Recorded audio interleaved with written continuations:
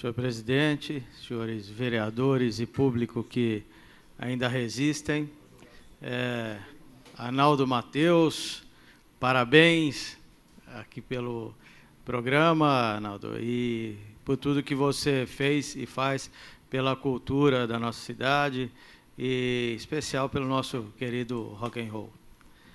Um cumprimento especial também ao secretário de governo, nosso amigo Edson Ruiz, enfim, a todos que nos prestigiam.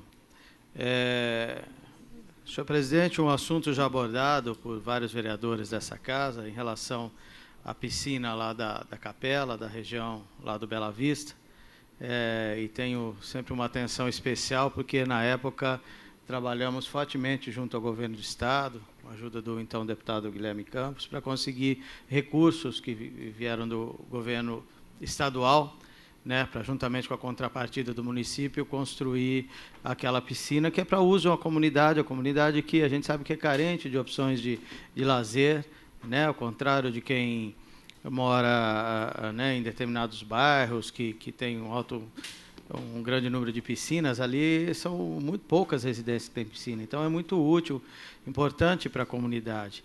E lamentável o que a gente vê ocorrendo lá já há bastante tempo, que são pessoas, sobretudo jovens, da própria comunidade, do próprio bairro, que entram, que invadem, que degradam, aquilo que é um patrimônio de todos, e que o custo de manutenção e de recuperação é de todos nós. Então, eu acredito que a gente tem que ter, é inevitável isso, a gente tem um sistema de câmeras, de monitoramento nos próprios públicos, nas escolas é fundamental, mas não só nas escolas, nas áreas de lazer também. Mas eu creio que precisa, senhor presidente, passar a ter, de fato, punição a quem faz isso. Porque o maior estímulo que continue essas ações é a impunidade. Ah, mas são menores. Menores também podem ser punidos de acordo com a lei. E por que não se aplica? 4, 5, 7, 8 vezes o menor é pego praticando determinados delitos e vai e está na rua de novo e volta para a rua. A gente vê os policiais já desanimados até de prender. E nós não estamos falando de crianças, não, porque um jovem de 16, 17 anos, nos dias de hoje, ele tem perfeita noção do que está fazendo. E por que não é punido? E os pais desses jovens têm que ser responsabilizados, têm que cobrar o prejuízo que deu na escola. Ah, o coitadinho lá tacou fogo na escola, é criança. Criança nada, sabia muito bem o que estava fazendo. E se o fez, por quê? Porque pais não educaram direito? Então os pais que paguem, cobrem, mandem a fatura para os pais. Em todos esses casos. Porque se continuar assim, acontece e nada faz, ninguém é punido. Depois a sociedade que paga a fatura, e a gente está vendo para todos os lados isso acontecer. A gente está vivendo num momento que todo mundo tem todos os direitos e ninguém tem deveres. Todo mundo está sempre pronto a reclamar de tudo, aí nas redes sociais, xingar, reclamar, criticar, mas cumprir com suas obrigações, arcar com as responsabilidades, não querem. Em muitos casos, quando são pegos esses jovens, o pai, em vez de ir lá e dar um puxão de orelha, dar um castigo, dar algum tipo de punição, fazer sentir na pele, não! Vai contra as autoridades, vai contra o poder público, defende uma atitude delinquente. É por isso que a gente vive essa situação lamentável, a gente vive uma crise institucional, cultural, moral e de valores nesse país, e que afeta a todos nós. E depois culpa apenas os governos, os governantes, as autoridades. Claro que as autoridades têm a sua responsabilidade e têm que ser cobrado por isso. Mas a sociedade tem que fazer uma autocrítica da forma que vem agindo. Senhor presidente, eu gostaria de, aproveitando ainda nessa linha, comentar aqui um caso de repercussão nacional e internacional, mas que demonstra algo que vem acontecendo nesse país, que é muito grave. A dita Operação Carne Fraca, que eu acho que já foram extremamente infelizes na hora de dar o nome à operação.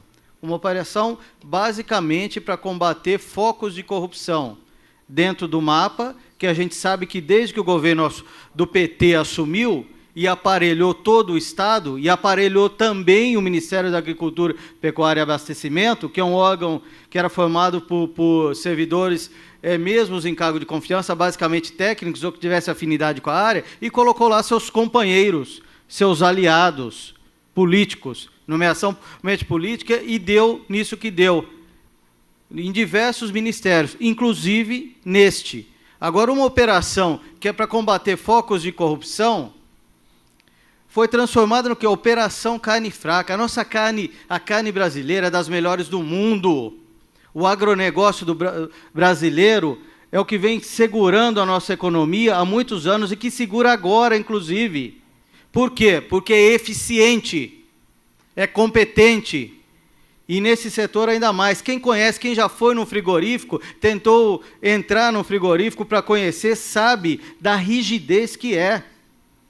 Agora, pode ter focos isolados, casos específicos, onde se não respeita a legislação sanitária, onde existem desvios, abusos, pode ser, mas são pontuais. Então, que se fale desses casos pontuais.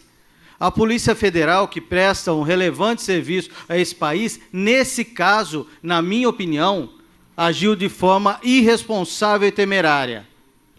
Não no fato investigativo, em se investigar os possíveis focos de corrupção, de tomar as medidas, de se mandar prender e tudo. Agora, qual o motivo de fazer esse estardalhaço, essa divulgação fora de contexto, deturpada, e que depois ainda tem na mídia, na grande mídia, inclusive na Rede Globo, que olha que é uma grande emissora, divulgando que se coloca papelão na carne, quando a própria gravação divulgada, que nós ouvimos, que eles ouviram, que esse policial ouviu, que o repórter ouviu, não fala nada disso. Fala-se em embalar, carne em embalagem de papelão, que a gente sabe que é uma prática normal, eles deturpam como colocar papelão na carne. Isso é um absurdo. Esses policiais, esses delegados, tinham que eles serem punidos. Assim como os repórteres que fazem essa divulgação sensacionalista, responsável. A estimativa do prejuízo, só em relação às exportações, é de mais de 1,5 bilhão, no momento que o Brasil, que o país precisa se recuperar, precisa de recursos, precisa de credibilidade. O prejuízo é muito maior do que se pode imaginar, por medidas irresponsáveis. E quando a gente fala nessa irresponsabilidade, ela existe em todos os setores, em todas as dimensões. Quando a gente fala que um legislador, um deputado, um vereador, tem sim que fazer o seu papel de investigar, de ir a fundo, mas tem que ter cuidado e agir de forma responsável. Antes de divulgar algo, de fazer ilações, de levantar suspeitas, tem que ter conhecimento técnico, tem que se aprofundar, tem que dar direito ao contraditório, tem que ouvir todas as partes, porque depois que se joga na imprensa, e, sobretudo, nos dias de hoje, com as mídias sociais, né, que as coisas se espalham antes de checar, né, todo mundo é repórter, todo mundo é investigador, todo mundo faz denúncias, né, mas não tem preparo para isso. Não sabe que um repórter de verdade, um jornalista, ele aprende na faculdade, ele tem um código de ética, ele sabe que antes de se divulgar algo, você tem que checar a informação, as fontes da informação. Então, é lamentável a forma que alguns órgãos, que alguns profissionais, que alguns políticos, que alguns repórteres agem irresponsavelmente, afetando todos nós, afetando o país, afetando a comunidade. Senhor presidente, eu estive nesse final de semana, no domingo, justamente com alguns membros da Secretaria de Esporte, o secretário Adriano de Souza, depois chegou também o vereador Márcio Melli, que foi também uma das pessoas que sempre trabalhou naquela região, ali na cancha de malha da Vila Santana, que foi um pedido dos moradores, meu próprio, que morei ali até pouco tempo atrás, né, atendendo pedido de moradores, de outros vereadores dessa casa, enfim, para que fosse construída uma cancha de malha, né, para o pessoal, principalmente o pessoal da terceira idade, tivesse uma oportunidade ali de lazer, né, e essa cancha, ela serviu por muitos anos ali, muitos campeonatos, né, muitos jogos, foi muito utilizado. Só que depois os velhinhos foram falecendo, outros adoecendo, e não veio uma nova geração que goste também desse esporte, dessa atividade. E, com isso, já há vários anos que não tem sequer uma competição, que ninguém utiliza, e, com isso, ficou abandonado, e ali ainda tem as muretas que protegem, virou ali um local para que as pessoas começassem a fazer coisas erradas ali à noite, nas madrugadas, né? E o que incomoda muito os moradores, e com toda a razão. Em função disso, há algum tempo que eles vêm pedindo, os moradores ali do bairro, para que fosse retirada ali aquela cancha de malha, a cobertura. E, é claro, você fala, algo construído, feito, você retirar, não é tão simples. Então, o Adriano, acho que de forma muito sensata, primeiro ele falou, o pessoal está pedindo, Max, fala com eles lá, e eu falei lá com o morador, com o Sidão, que mora ali em frente, né, todos conhecem aí. Ele coletou a assinatura dos moradores ali, de frente, da região, tudo só moradores dali, realmente, solicitando a retirada, e depois o Adriano foi lá também no domingo, com o pessoal da equipe lá da Secretaria de Esportes, fizemos uma reunião com vários moradores, e foi unânime o pedido para retirada.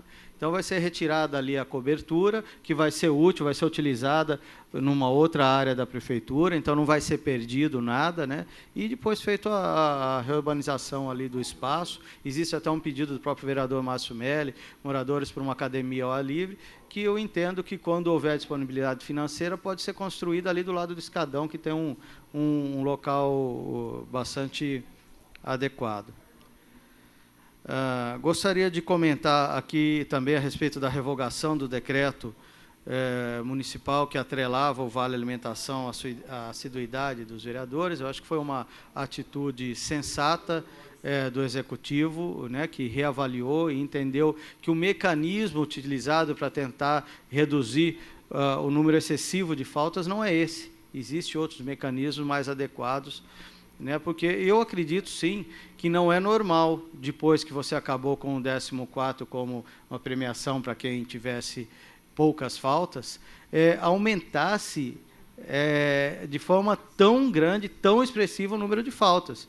Porque acabou com ele e as pessoas passaram, o servidor passou a ficar mais doente, que foi atingido por alguma epidemia, o que houve? Né? Então, isso não é normal. Normal não é. Agora, é óbvio que não pode se acusar uma categoria, né, ou ter medidas que afetem toda uma categoria por conta de uma parte.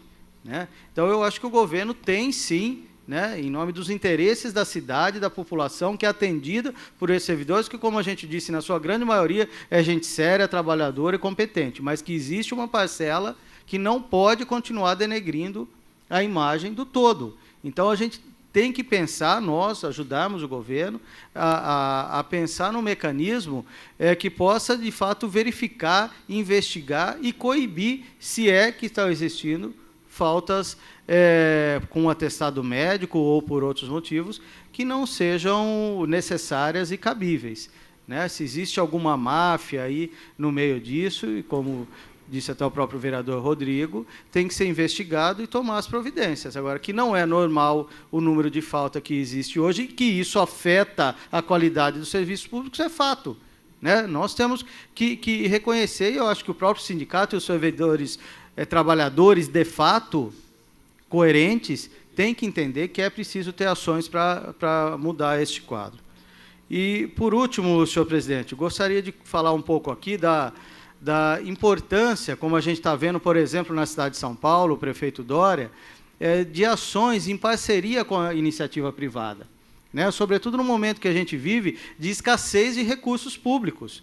Né? A gente não pode ficar apenas pedindo tudo, exigindo tudo, porque, para se fazer tudo, é claro, tem que se utilizar bem os recursos, tem que combater os desvios, tem que combater a corrupção, mas se a gente achar que tudo é obrigação do governo, a gente tem que pensar que vai ter que se cobrar mais impostos, o que é algo que ninguém quer e nem pode, nem deve. Então, um caminho, além da otimização da utilização dos recursos, é a busca das parcerias público-privadas, em todas as áreas, sobretudo nas áreas de esporte, cultura e lazer. Isso funciona muito bem. Né? Eu já ouvi muitas pessoas cobrando o governo por mais opções de lazer, né, de esporte, que o parque municipal, tão grande, tão belo, é pouco utilizado. De fato, eu também acredito que o é. No ano passado foi um pouco mais, mas, no geral, é pouco utilizado. Agora, para o município, ele fazer tudo sempre é muito oneroso. Então, por que não buscar parcerias público-privadas né, onde seja viável para todos, né, para o município, seja bom para a população, ter maiores opções de cultura, de lazer, de esportes. Enfim, eu defendo muito essa ideia e gostaria muito de ver o governo trabalhando nesse sentido. Por hoje é só, muito obrigado, uma boa noite a todos.